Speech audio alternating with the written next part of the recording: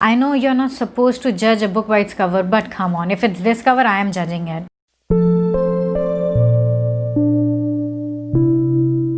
Hello friends, this is Meenu. Welcome to my channel, Storytell. As you have read from the title, today we are going to talk about Chain of Gold by Cassandra Clare.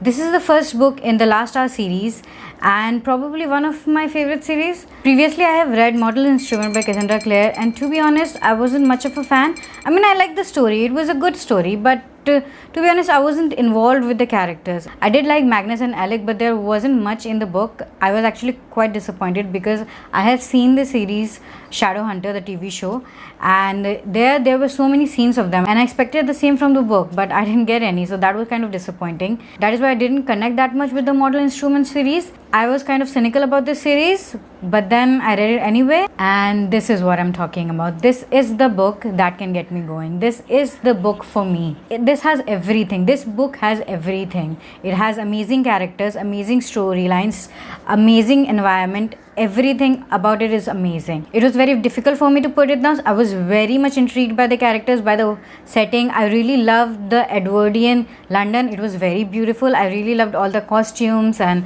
all the balls and all the parties. That was really fun. The story is basically about this group of shadow hunters who are related or children of the previous shadow hunters of the Infernal Devices series. This time around, it has been actually a peace for a very long time. Demon attacks have been very less compared to the previous time. After the Princess Clockwork, there have been a kind of a calm in the city.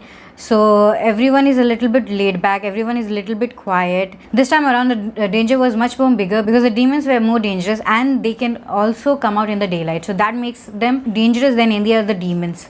Also, there's poison in the mix. These group of shadow hunters have taken upon themselves to protect everyone and find the cure for the poison so that they can save everyone. From the cover of the book, you can understand that Cordelia Castor is the main protagonist of the series. Most of the chapters are from her point of view. There are also main characters like James Harrendel, Matthew Fairchild, Lucy Harrendel, sister of James Harrendel, and there are also many characters from the previous books. And there's also a special appearance which I'm not gonna talk about. The story begins when Cordelia comes to London after her father was being charged with a crime and was waiting for the trial. She came here with her mother and her elder brother to salvage some of her tarnished reputation. There are many characters in this book and it's actually very difficult to keep track of all their last names. I can keep track of their first names, but to be honest, I do not remember their last names. Family tree is not really my thing because I've not read the previous installments, so I'm not that much aware of their family tree, but I do have some sort of idea how who belongs to who. I know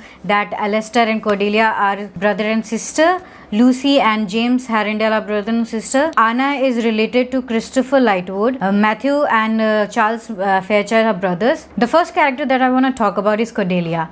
I am in awe of that character. I love her. She is amazing. She is a badass. She's sexy. She's hot and she's very sensitive. She's also shy, but she doesn't shy away from helping her friends. She is very brave and I love her dynamic with almost everyone. She is in love with James and I love her chemistry with James, but secretly also I am hoping Matthew to end up with her, but then again I am hoping something else for Matthew too. That I'll tell you later in the video. She also has a very good friendship with Lucy Harrendel. She is her parabatai. I mean, would be parabatai. They still have not performed the ceremony, but they, in their heart, they have. The another character that I loved her with is Anna. I think she was like her fairy godmother. I think she played that character very well. I really loved that dynamic. I also loved her relationship with her brother, Alistair. He's one of the saddest characters in the book. At the starting of the book, she comes out as a very reserved person who is very afraid to show her true feelings. She has been in love with James since childhood and she is willing to do anything for him, even sacrifice her love when she clearly sees that he is in love with somebody else. I love the fact that she's also a reader and especially her favorite book is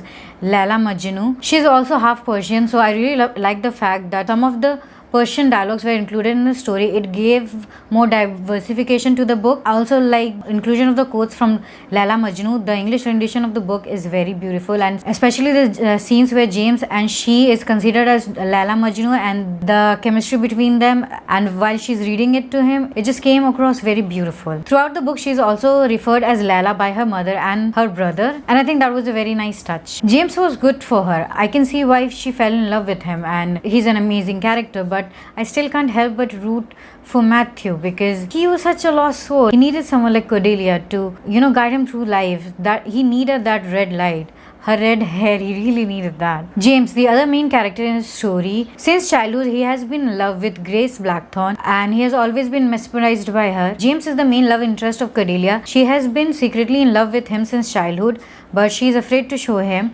and also it becomes very difficult for her to express those feelings when he comes to realize that he is in love with someone else. James has been mesmerized since childhood by Grace Blackthorne. He truly believes that he is in love with her, even though he realizes that he also holds some sort of feeling for Cordelia. I love the fact that James is a true gentleman and he is an honorable man. He does right by the Cordelia when she needed him. He does right by the Cordelia and want to save Grace at the same time. He truly is a very great person in this book. I loved his inner turmoil when it comes to Cordelia because he does feel love for her, but he's not willing to give in because he thinks he is in love with Grace. He wants to do right by her too. Another great character in the book is Lucy Harrendale.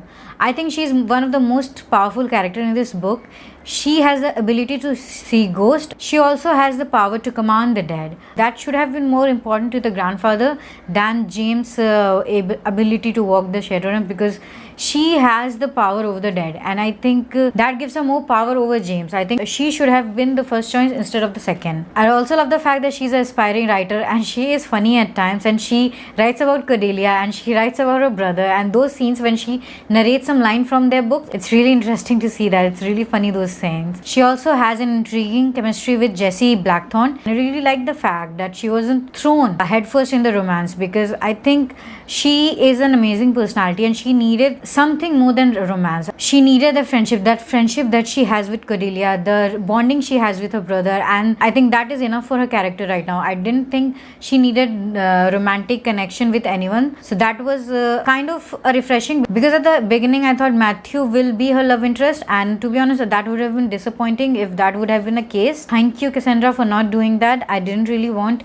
Matthew to end up with Lucy. I think their relationship has been shown the best, because we can see Matthew did had infatuation towards Lucy. By the end of the book, he actually grew out of it. I think that is the relationship development that I really liked in the book. Now that we have started on the Matthew, let me tell you, he's my favorite character in the book. Throughout the book, I think he was very much neglected. James is his parabatai and he's very loyal to him. He is willing to sacrifice his life for him and even love. But still, I think he was very much neglected by James and Cordelia both at the same time. In the beginning of the book, when James leaves Cordelia on the dance floor alone to meet Grace, at that time Matthew came and rescued her from the embarrassment. I think that was one of the beautiful scenes that was ignored much, because I think Matthew deserved much more and he needed to be appreciated more. He was the most intriguing character of all. Matthew came out as a very dark soul. He remains in the shadows. Even though he has a drinking problem, nobody actually acknowledges it, and that makes it very sad, because even though this is a close group, nobody is actually seeing that how much big his drinking problem is. Nobody is paying attention to him. He has feelings toward Cordelia, but at times he has expressed her those feelings, but she totally disregards it, because he is a very intriguing character and he's also bisexual, so that makes him much more interesting, because you do not actually know who he's gonna end up with. In the book, it is shown that he is in love with Cordelia. I think he's not actually in love with her. He does admire her and does enjoy her company, but I think he's not in love with her but somebody else. And to be honest, deep down I really want him to end up with Alestar. I know Alestar is supposed to end up with Thomas, and they do make a very great couple. I do like them together, but I don't know why. I think it would make more sense if Matt ends up with Alestar. Please, Cassandra, make it happen. Another character that I liked and loved is, of course, Alestar, the one that we are talking about. He does come out as a mean person in the beginning. When the story progresses, you know that is just a facade. Even though he did have a very bad past with the boys,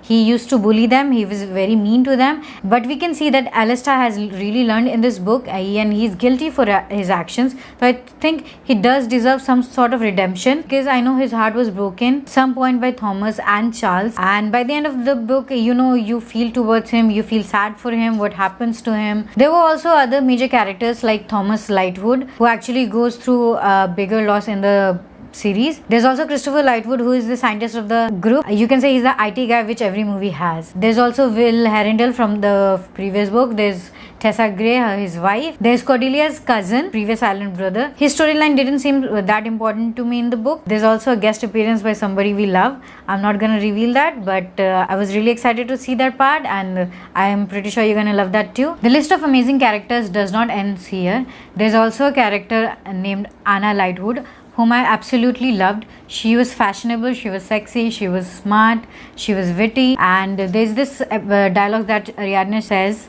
that she would do whatever it takes to win her back, and I'm really excited to see how their story progresses in the future. And now, last but of course the least, Grace Blackthorne. I didn't like that girl from the first moment that I saw her. There's something off about her. I was really annoyed by the way she talks too, because she talks like someone who is some actress from the 60s. Her accent, her demeanor, everything seemed so fake, and I saw right through her from the first scene that she came in. I was never sympathetic about her. I think she was very much manipulative. I know she has some abilities to manipulate people. She is considered to be very beautiful, and I'm pretty sure she is, because the kind of power she has, she needs it to be. And I'll be really excited to see her as a villain in the next story. I do not want her to redeem herself, because I think that would be an obvious thing, and I just want her to be a better villain, because villain in this series was just like the villains in the Marvel universe, just indispensable. I also want to discuss some of my favorite scenes, especially the whispering room. I love that scene. I mean, that was just hot, and that kiss between, oh, I'm not supposed to tell you, but that kiss was amazing and hot, and it was everything that I needed. I love that scene so much that even though I was rooting for another couple, I just, it got me back in track with the different couples. I'm not gonna tell you which couple. For that, you'll have to read. And the most favorite part of the book was the Paris chapter. That came out of nowhere, and before that scene, I didn't realize that Alistair and Thomas had any sort of chemistry, or they were meant to be together. That scene, even though it was a brief scene, it was written beautifully. At the background of Paris and how they interacted with each other, it was subtle, and I was actually glad that it didn't end up with a kiss, because that would have cheapened the moment. Sometimes kiss is not something that you need. You just need two people to fall in love with each other and just feel that moment, and sometimes that much is enough. And at that moment I felt the spark. It was just very romantic, that scene, and that actually got me more excited for Alistair, and it made me feel more excited for the book. This book actually got me excited for her other series, and I will try them maybe in the future. Right now I am just cherishing this book, but I am hoping to read those. And I know that I have actually spoiled Infernal Devices, because I've read this book first, yet I will give it a try. I can't wait for the next installment to come. I really wish I complete their other series before that, so that I can get more in depth with the characters and more in depth with the universe. Until then, I hope you like this video. Please do not forget to like, comment and subscribe.